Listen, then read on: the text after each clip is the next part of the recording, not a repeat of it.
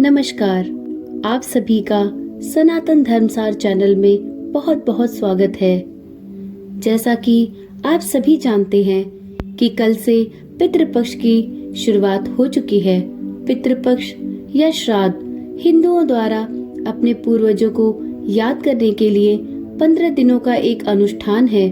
पितृपक्ष के दौरान मृतक का सबसे बड़ा पुत्र पितृलोक में रहने वाले पूर्वजों के लिए तर्पण करके श्राद्ध करता है। पितृपक्ष या श्राद्ध भाद्रपद माह में शुक्ल पक्ष की पूर्णिमा तिथि के दौरान शुरू हो जाता है।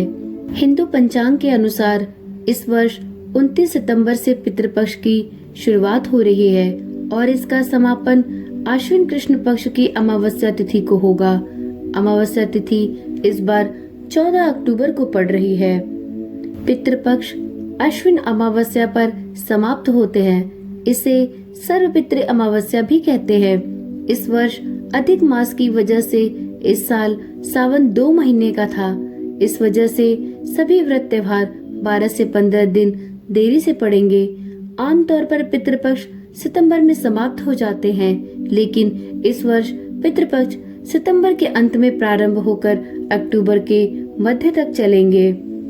हिंदू पौराणिक कथाओं के अनुसार हमारी पिछली 3 पीढ़ियों की आत्माएं पितृलोक में रहती हैं, जिसे स्वर्ग और पृथ्वी के बीच का क्षेत्र कहा जाता है। इस क्षेत्र का नेतृत्व मृत्यु के देवता यम करते हैं। ऐसा माना जाता है कि जब अगली पीढ़ी का कोई व्यक्ति मर जाता है तो पहली पीढ़ी को भगवान के करीब लाते हुए स्वर्ग ले जाया जाता है। पितृलोक में केवल अंतिम 3 पीढ़ियों को ही श्राद्ध कर्म किया जाता है। पितृपक्ष में अपने अपने पूर्वजों की मृत्यु तिथि के अनुसार उनका श्राद्ध किया जाता है। मान्यता है कि जो लोग पितृपक्ष में पितरों को तर्पण नहीं करते उन्हें पितृदोष लगता है।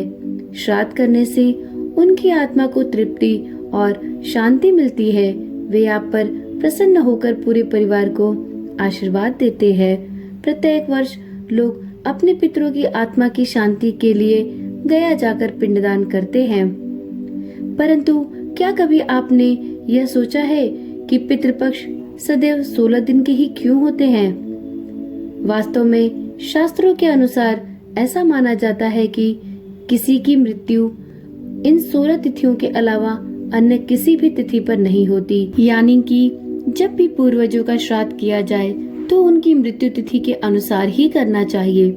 इसलिए पितृपक्ष सिर्फ 16 दिन के होते हैं। हालांकि जब तिथि का क्षय होता है तब श्राद्ध के दिन 15 भी हो जाते हैं, लेकिन यह कभी बढ़ते नहीं हैं। इसे सरल शब्दों में इस प्रकार भी समझा जा सकता है कि पितृपक्ष पूर्णिमा से अमावस्या तक 16 दिन का होता है। जैसे पूर्णिमा, प्रतिपदा, द्वितीया, तृतीया, चतुर्थी, पंचमी, षष्ठी, सप्तमी, अष्टमी, नवमी, दशमी, एकादशी, द्वादशी, त्रयोदशी, चतुर्दशी और अमावस्या। श्राद्ध की ये 16 तिथियां हैं। धर्मशास्त्रों की माने तो प्रत्येक मनुष्य की मृत्यु इन 16 तिथियों को छोड़कर अन्य किसी दिन नहीं होती। यानी कि जब भी किसी की मृत्यु होती है तो उस दिन इन 16 तिथियों में से कोई एक तिथि अवश्य होती है। हालांकि यह तिथियां या तो कृष्ण पक्ष की हो सकती हैं अथवा शुक्ल पक्ष की। इसलिए तिथि के हिसाब से हर दिन अलग अलग लोगों के लिए श्राद्ध होता है।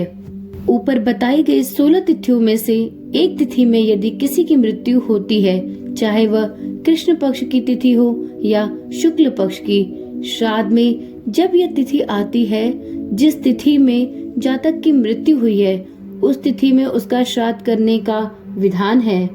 इसलिए इन 16 तिथियों के 16 दिन होते हैं। अगर किसी मृत व्यक्ति के मृत्यु की तिथि के बारे में जानकारी नहीं होती तो ऐसी स्थिति में उस व्यक्ति का श्राद्ध अमावस्या तिथि पर किया जाता है। इस दिन सर्वपितृ श्राद्ध योग माना जाता है। इस अवधि में हम अपने पितरों को नमन करते हैं और उन तक अपने भाव पहुंचाते हैं। इस समय सूर्य कन्या राशि में रहता है और यह ज्योतिष गणना पितरों के अनुकूल होती है। इसलिए भी इन 16 दिनों का महत्वपूर्ण स्थान होता है। पितृपक्ष से जुड़ी एक और मान्यता प्रचलित है, जिसके अनुसार यह पक्ष वर्षा काल के बाद आता है। माना जाता है कि इस समय आकाश पूरी तरह से साफ हो जाता है और हमारी संवेदनाओं, प्रार्थनाओं के लिए आवागमन का मार्ग सुलभ हो जाता है। पितृपक्ष पर अपने वंशजों के पास आते हैं पूर्वज। पुराणों के अनुसार पितृपक्ष के दौरान परलोक गए पूर्वजों को पृथ्वी पर अपने परिवार के लोगों से मिलने का अवसर मिलता है और वह पिंडदान, अन्न एवं जल ग्रहण करने की इच्छा से अपनी संतानों के पास रहते हैं। इन दिनों मिले अन्न जल से पितरों को बल मिलता है और इसी से वह परलोक के अपने सफर को तय कर पाते हैं।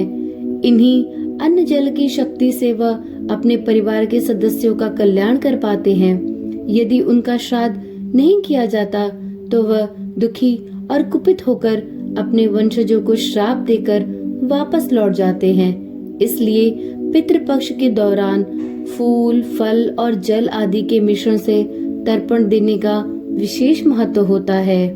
उम्मीद करती हूँ कि इस वीडियो के माध्यम से मैं आप सभी को यह बात सरलता से समझा पाई होंगी कि 16 दिनों के ही श्राद्ध कर्म क्यों रखे जाते हैं, अर्थात 16 दिन का पितृपक्ष क्यों मनाया जाता है। तो चलिए फिर मिलते हैं एक ऐसी ही नई जानकारी वाली नई वीडियो के साथ। तब तक के लिए धन्यवाद।